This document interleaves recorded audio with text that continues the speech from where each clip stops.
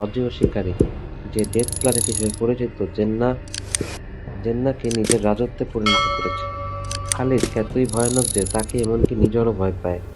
Day যখন যাত্রার প্রস্তুতি নিচ্ছে, ঠিক তখন নিজর সেখানে হাজির হয়।